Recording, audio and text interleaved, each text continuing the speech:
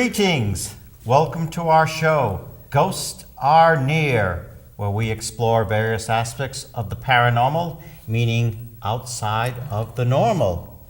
I am your host, Keith Johnson, also the founder of New England Anomalies Research. This is my co-host, Sandra Johnson, co-founder of N.E.A.R. Hello there. And we're delighted to be here tonight. We're delighted to have our studio audience, live studio audience. You are live, right? They are live. All of the Even though you can't hear them, they're Yes. out there. You can clap. See? Yeah, they are there. And I'd like to start out by giving a shout out to our good friend Dave Howard, watches our show. He's known our family for many, many years, and he's an excellent jazz musician. Absolutely. Hi, Dave. Yeah, formerly Glad of you like Dave the show. Howard and the High Rollers. And also a special shout out to our LA viewers who have actually been watching our show in marathons. So we do appreciate the support, how much dedicated you are to watching our show, days and hours at a time. So Yeah, they really seem to like that Edgar Allan Poe episode. yes, yeah, we should go out Watch and that a visit couple them times. sometime. Be a lot warmer and a lot less snow. But, I'm all for that. and just before we begin, we're going to do a few, you know you're a paranormal investigator when. So, got a couple here from Michael Chapman again. You know you're a paranormal investigator when you're in a very dark place at 3 a.m. The hair stands up on the back of your neck, and the guy beside you turns to you and yells at the top of his lungs, "Dude, run!" You know you're a paranormal investigator when you've actually dreamed of owning an ectoplasmic proton pack and want to live in an old fire station with a pole slide. Why don't you take one? I like the idea of the fire station. Yes, that sounds cool. Oh, this one's by Christine Corda. We know her.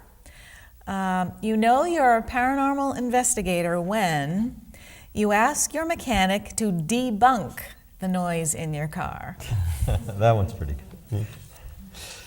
And one more, you know you're a paranormal investigator when everyone else is running from the ghost and you are running toward it.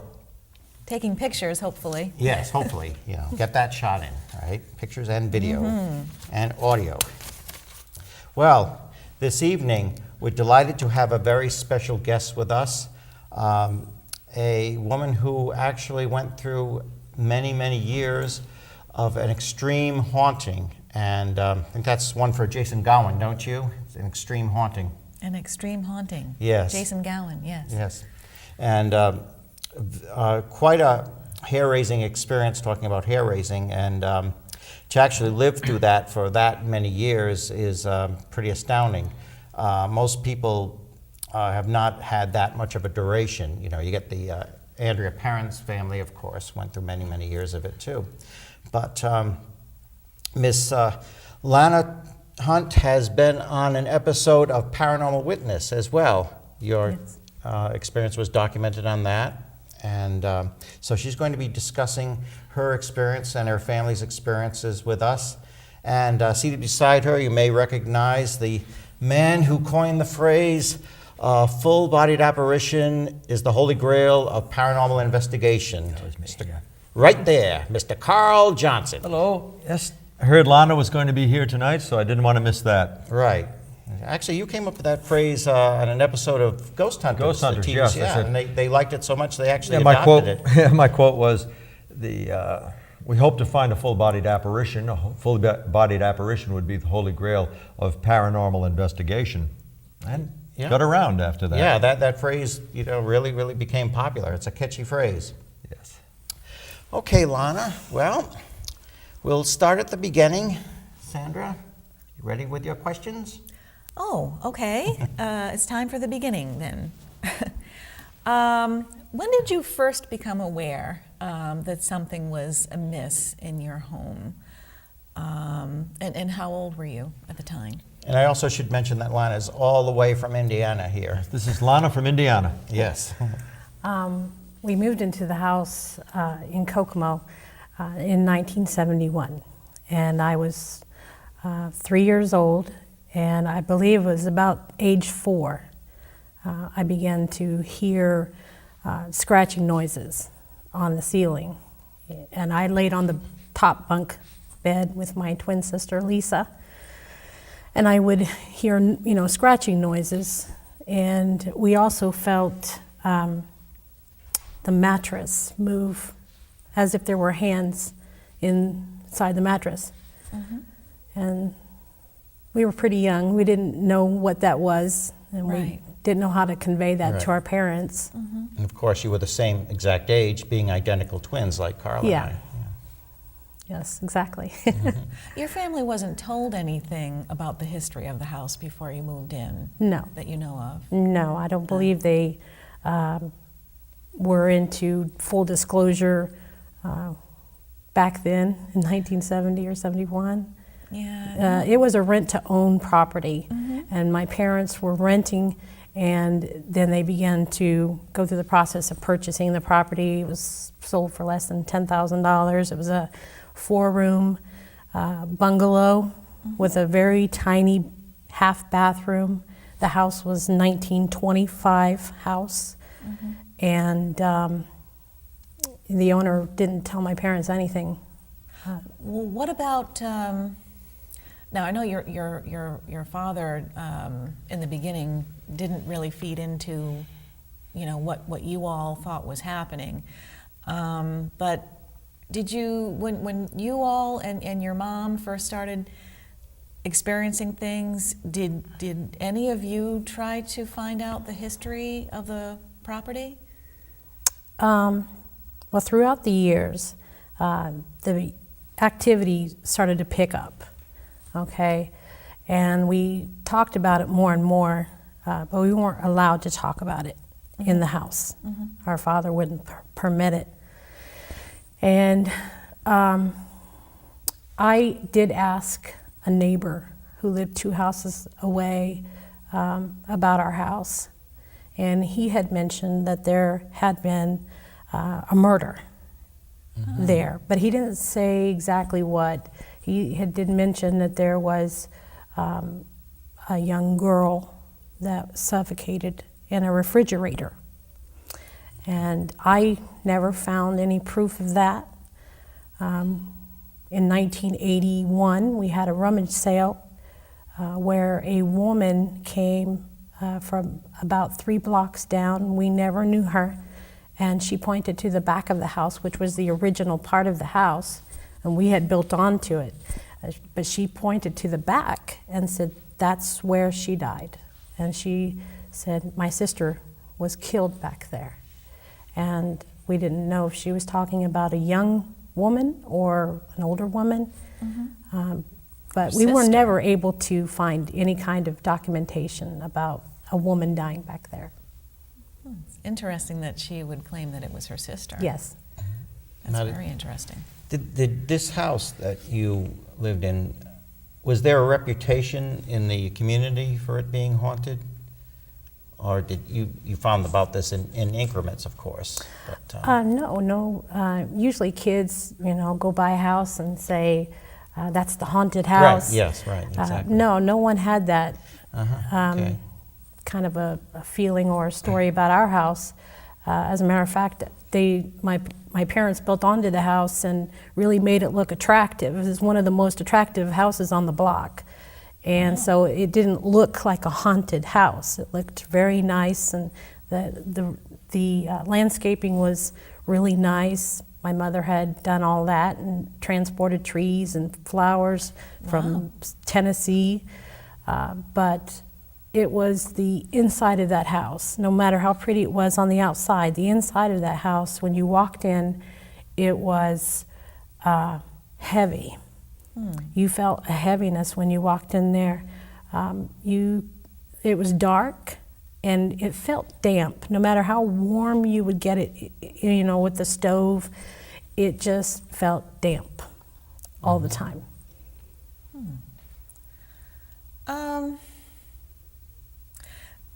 At some point, you saw a face in a bedroom window. Can you tell us a little bit about that and how old you were when that happened? I was 17 years old, and I was in my bedroom by myself, which is somewhat different from the way Paranormal Witness shows it. They pressed all the events together, compressed it together, but I was alone, and I wasn't asleep, and I was, my back was turned from the window, and I saw something cover the light. Okay, so I could tell something was there, but I heard a scratching noise on the window. And I turned towards the window and looked, and there was a shape. And I pulled the curtains back, and I saw something there, and it looked like a creature of some kind with melty skin, like it was melting. Mm-hmm.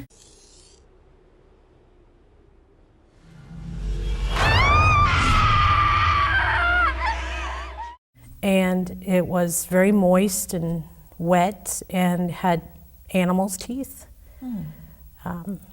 Very big, green and red eyes. And I only saw it for a second. And its face was pressing into the glass, almost as if it was going to come through the glass. That sounds disturbing. And it disappeared really quick. Right. Well, I turned away. I screamed. Mm-hmm. And my father came in and called the police immediately. Mm-hmm. Now, how old were you when this? 17. 17 at that time, yeah. Mm-hmm. That's very, very disturbing. Now, your father was a very religious man, correct? Mm-hmm. He's portrayed as that Yes. in the episode of Paranormal Witness. Yes. Mm-hmm. Yeah. My father did not teach a belief in ghosts. Mm-hmm. He believed that everything that could happen, which was considered paranormal, was demonic. Mm-hmm. And he believed that what was happening in our house was demonic manipulation of some kind. Mm-hmm. Can I just back it up a little bit? I know the paranormal investigators in our audience are going to want me to ask you. You had mentioned that your family did some renovations on the house. And as any paranormal investigator will tell you, that can sometimes make activity increase or can bring about activity out of the blue. Did that make any difference? Well, my dad was always tinkering with our house. He was always knocking down walls and putting in rooms and always adding something. He had done that from day one. And so I really couldn't tell the difference, but Right. we brought a preacher into our house in 1978, and he did a blessing on the house. And it was only after that I noticed that things began to move. Before it was just sounds and seeing, shapes or lights wisping through the hall. But after that preacher came in the house, we started getting movement of furniture and bookcases and heavy objects. Well, let me just ask you about the blessing in particular. I know when Keith and I do a clearing on a home, it's extremely thorough, and I mean, there's really no nook or cranny left untouched when we go over a house. What exactly did this clergy person do when he came in? He was a pastor, a church pastor. As a matter of fact, I won't say his name, but he was very well known, and still well known. He's a doctor. He has a doctorate. I believe he read passages from Scripture in each room, and not only prayed over each room, but each family member in the family. I felt the error wasn't in what he did or did not do, but in the fact that he did not follow up. We needed continual prayer and continual help, but we didn't get that. And so we suffered, silently, like a lot of people do. They silently suffer. They don't say anything, not even to the church. And when he was asked to come into the home, was he told anything about what was going on, or was he just asked to come and do a blessing of the house? My father asked him to come in, and he could feel it, and he mentioned that he felt it, that something was there. Oh, he did experience the heaviness. Yeah. Yeah. I believe that's depicted in the episode too. They show a minister coming in and performing a blessing of your home. A discernment. He had a discernment in his spirit that he could sense what we, sensed every day. A lot of people who claim that they have discernment can actually tell you what kind of an entity is there, and even how many entities. Did he claim to be able to do that? No. No, nothing like having a psychic ability. He stuck mostly to the scripture and a Bible. He didn't go outside of that. And that's what my dad relied on. He didn't believe in looking for answers anywhere else except within the Bible. And he didn't believe that any person could help him, that it was his own battle. And, he often blamed himself, thinking that it was, he was the target. He thought he was the target, being the leader of a home. Right. You and your twin sister, was there any difference in the way that you reacted to what was going on as compared with how she felt about it? Well, everyone in our family who saw this creature or entity manifest itself saw a form, a creature of some kind, which was inhuman. She's the only one that saw a human spirit. So she didn't see what you saw? No, she always saw a little girl. Oh. And, which was quite different than what we saw. And it's confusing that we never saw that, what she saw. Do you have any theory as to why she might have seen what she saw? No. Just that it happened. complete mystery. Yes, complete mystery. Any That house is a relation- complete yeah. mystery. To the little girl who may have died in the refrigerator, according to rumor. Do you Yeah. think that may have had a I connection? often wondered about that because we had a great deal of cold in the back room where we would have frost on our walls throughout the whole year, Really? even in the summertime. That is unusual. And yes, it's very unusual. We'd go into the room and we could see the moonlight coming in from the window, and it looked so glistening and sparkly on the walls. And we knew the frost was there. So cold, it'd be June or July, and it's freezing in that room.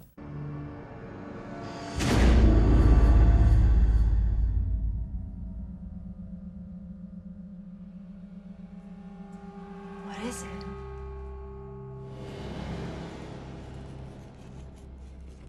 And so it made me think years later, retrospectively, that if there was a little girl, in a refrigerator, maybe she's trying to convey something. And about Lana, the you heard cold. that story, or Lisa and you heard that story after she had seen the apparition of a little girl. Yes. Is that correct? Yes, Yeah, so exactly. Couldn't put that down to suggestion then. At some point, the ceiling actually collapsed in the home and your dad was injured. Can you talk about that a little bit? Yes, it was a very frightening moment. I was outside the kitchen, outside, and my sister was inside the kitchen. I believe she was making something for dinner, and we heard this loud banging noise. It wasn't a small thump. It was very loud, like someone was throwing a tantrum and stomping. And that's what we heard on the ceiling. And it came crashing down over my dad. He was reading his Bible, and he would often pray for each of us kids by name. And as he was doing this, the ceiling came down on him. Lean not into thine own understanding.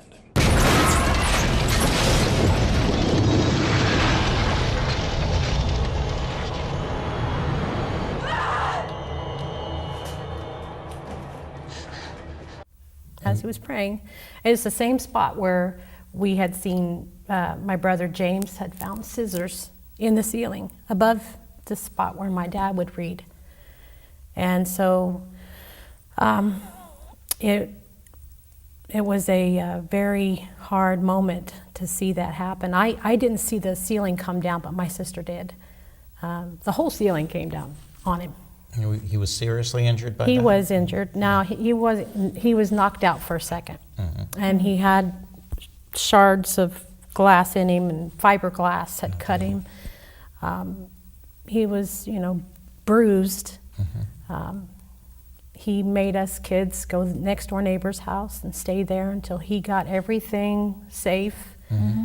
But I was afraid when I went in there because I heard those stomping noises, and I was afraid to look up into the ceiling and that something was going to look down at me. I was so sure that something was going to look down at me, that there had to have been something up there. You're saying stomping noises, not cracking or creaking. No, this was like a bang, Yeah.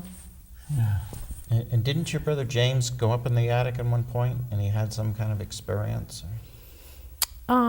James heard a lot of banging noises upstairs, just like that. Yeah. And yes, he had gone up there a couple times, and he had called my mother at work. Really? Yes, when he was younger. He called her at work and said that he heard something upstairs. He's afraid that somebody had gotten up there.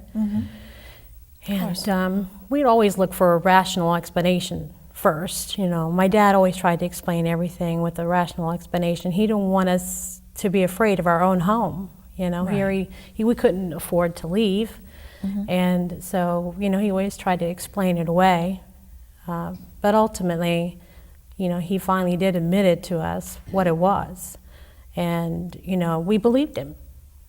We believed what he said it was. I could not explain anything I saw or anything I felt. I have felt waves go underneath my skin as I laid on the floor. I felt the mattresses move like there were hands inside it. My siblings also felt the same. And we couldn't explain these things. Well, certainly, seeing scissors appear in the ceiling, and that was prior to the collapse of the ceiling. Exactly. Also, at some point, you and your sister were actually outright attacked in your bedroom. Is that right?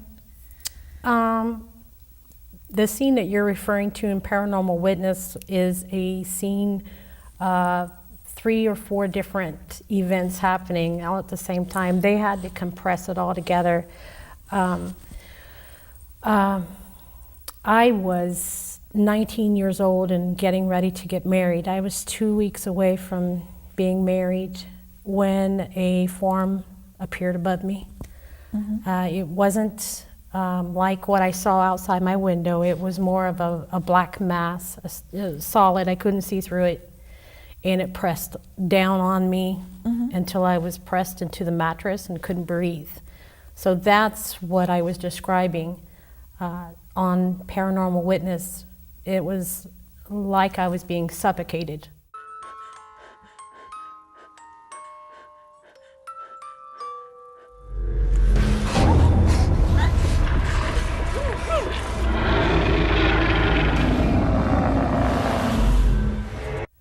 And this didn't have anything to do when you were sleeping. This happened. I wasn't asleep.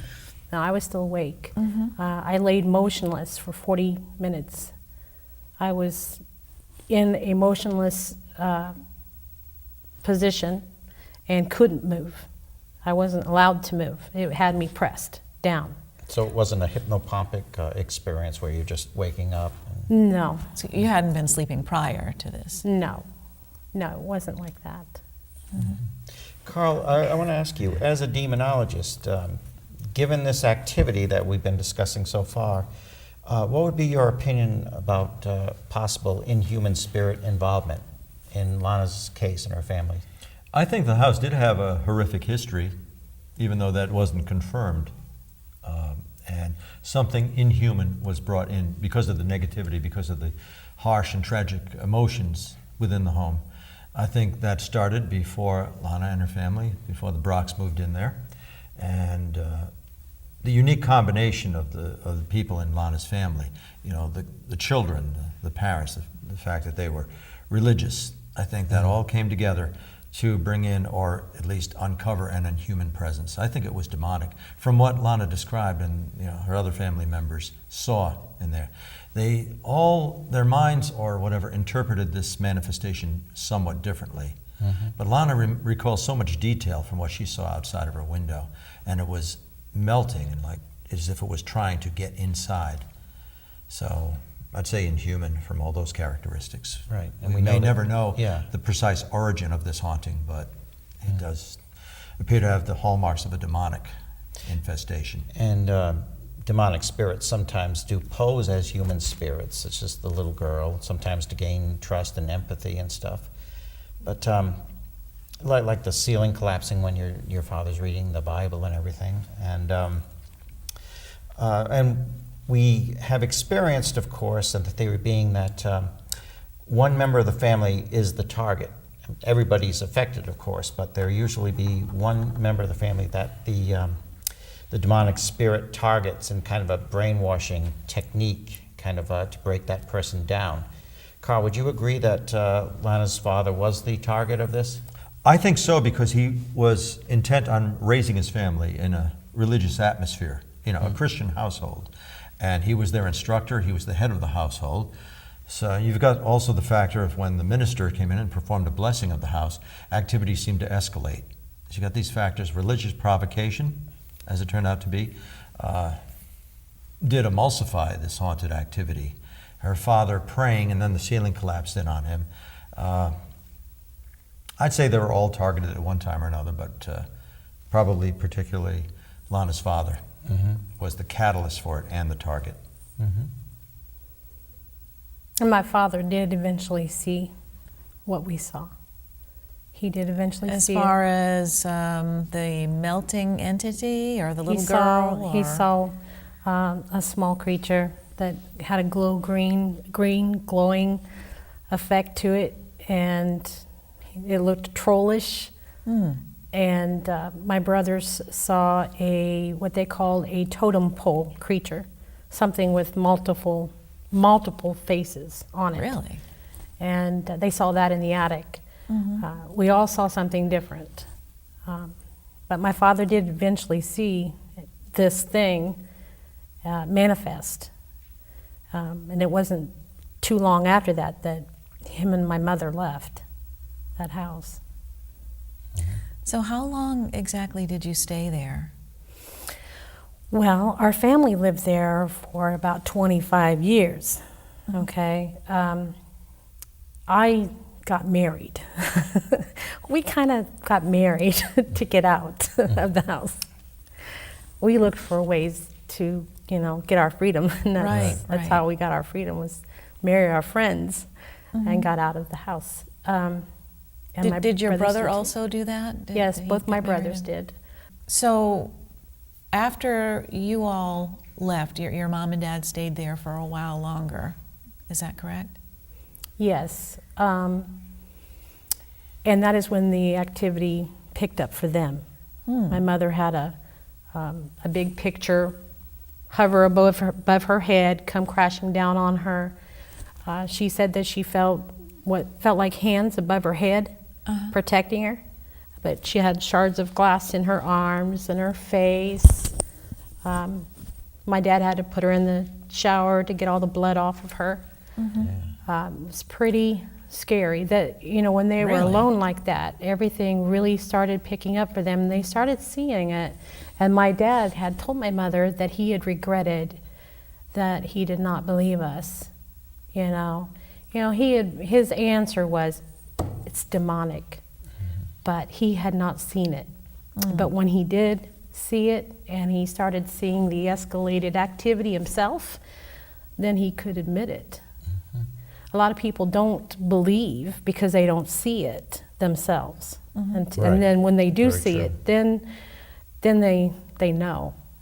It's something that you can't forget, and you can't explain it all the time. One thing you can say for certain, it was hostile.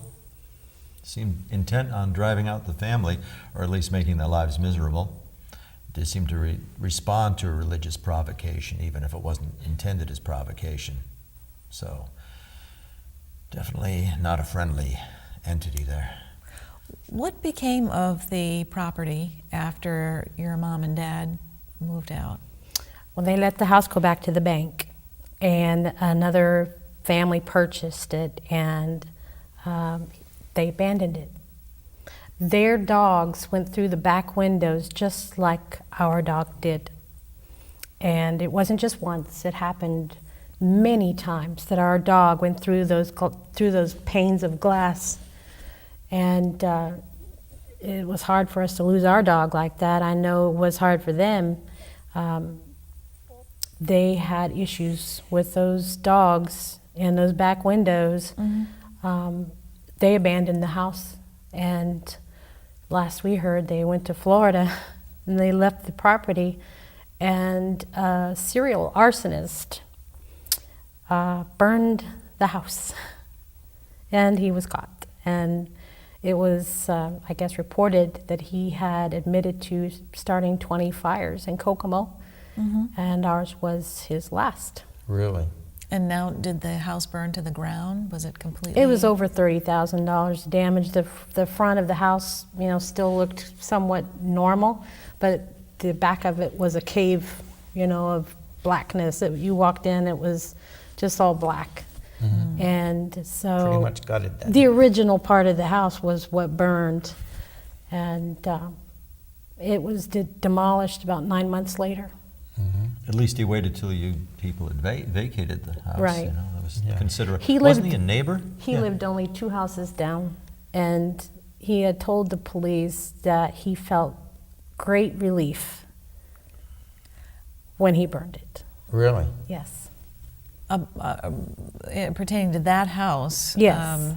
He said he felt great relief. Made me wonder You what have to wonder kind of he- relief. what he meant. Yeah, right. Yeah. I mean, did he also say that about the other houses that he burned down? I don't know. Or just that one? Yeah. Yeah. So obviously, you would describe yourself and your family members as being paranormal survivors, correct? Yes. Paranormal survivors. Now, how was your situation eventually resolved? I Well, mean, aside from, of course, you all did get married and moved out of the house and everything. well, I don't really believe we resolved it because we never addressed it. We never got to talk about it as a family. We were never allowed to talk about it in the house. My dad wouldn't allow it. He felt that talking about a demonic entity would only fuel it and give it what it wanted, attention. And so we were never allowed to talk about it.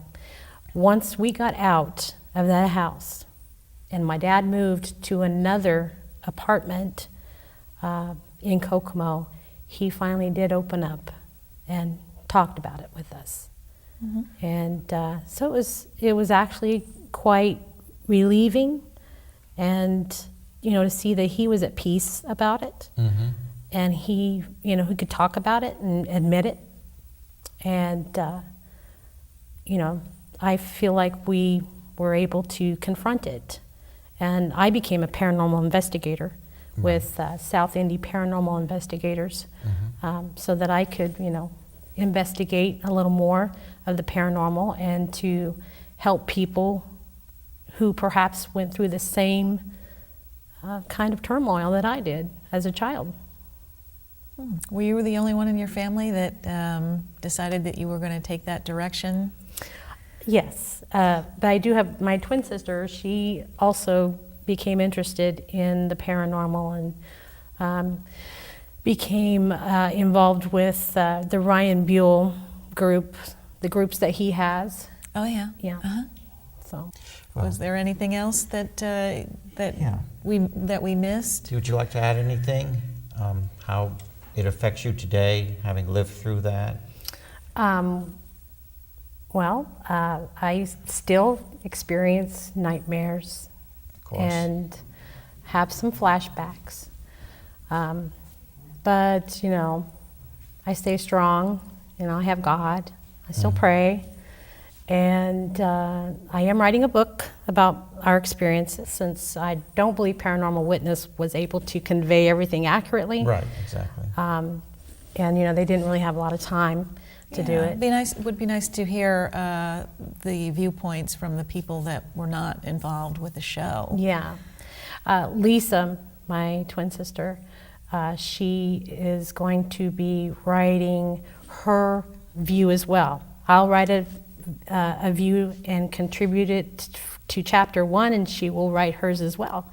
So we're going to do this all the way through the book and contribute our differing angles, because she did see something different. And so I think, maybe it affected her life differently. And so we're going to try to convey that in our Very book. good. Well, we'll look forward to reading that. Oh, absolutely. And in conclusion, what advice would you give to a family who is experiencing something similar to what you're going I was just through? going to ask the same question. Right. If you can give advice to a family experiencing something. Well, I mean, having experienced it yourself, and of course, a lot of people don't know where to turn, who to talk to. They're afraid they're going to be called crazy. But what advice would you give to a family who is experiencing something similar to this? Well, for the kids, I think children need to tell their parents what they feel, no matter what, because you begin to think you're not absolutely sane, so they need to open up, tell their parents first what they feel or what they see. And then parents need to,